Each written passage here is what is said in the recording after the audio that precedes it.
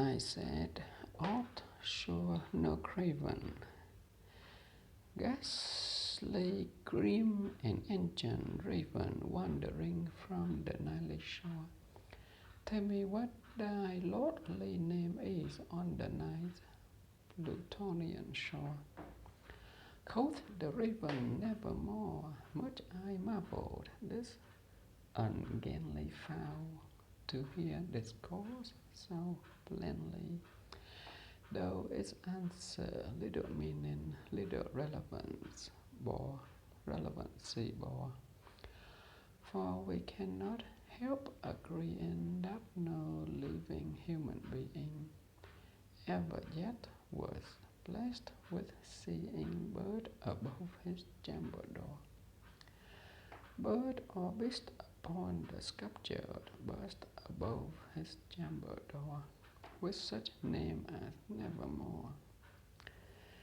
But the raven, sitting lonely on the placid bust, spoke only that one word, as if his soul in that one word he did outpour, nothing farther than he uttered, not a feather than he fluttered, till I scarcely more than muttered, "Other friends have flown before.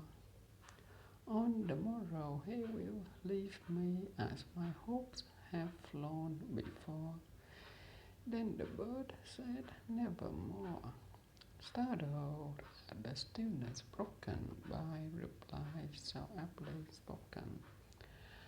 "Doubtless," said I, "what it utters is its only stock and store, caught from some unhappy master whom unmerciful disaster followed fast and followed faster, till his songs one burden bore, till the dirges of his hope that melancholy burden bore of never, nevermore." But the raven, still beguiling all my fancy into smiling, straight I wheeled a cushioned seat in front of bird and bust and door. Then upon the velvet sinking, I betook myself into linking fancy into fancy, thinking what this ominous bird of yore, what this grim, ungainly, ghastly, gaunt, and ominous bird of yore meant by croaking "Nevermore." This I sat engaged in guessing, but no syllable expressing to the fowl whose fiery eyes now burned into my bosom's core. This and more I sat divining, with my head at ease, reclining on the cushion's velvet lining, that the lamp light gloated over, but whose velvet violet lining, with the lamp light gloating o'er, she shall press, nevermore. Then methought the air grew denser, perfumed from an unseen censer, swung by seraphim whose footfalls tinkled on the tufted floor. "Wretch," I cried, "thy God hath lent thee, by these angels he hath sent thee, respite and nepenthe from thy memories of Lenore. Quaff, oh quaff this kind nepenthe, and forget this lost Lenore." Quoth the raven, "Nevermore." "Prophet," said I, "think of evil, prophet still, if bird or devil, whether tempest send or whether tempest tossed thee here ashore, desolate yet sat on undaunted on this desert land enchanted, on this home by horror haunted. Tell me truly, I implore, is there balm in Gilead? Tell me, I implore, quoth the raven nevermore.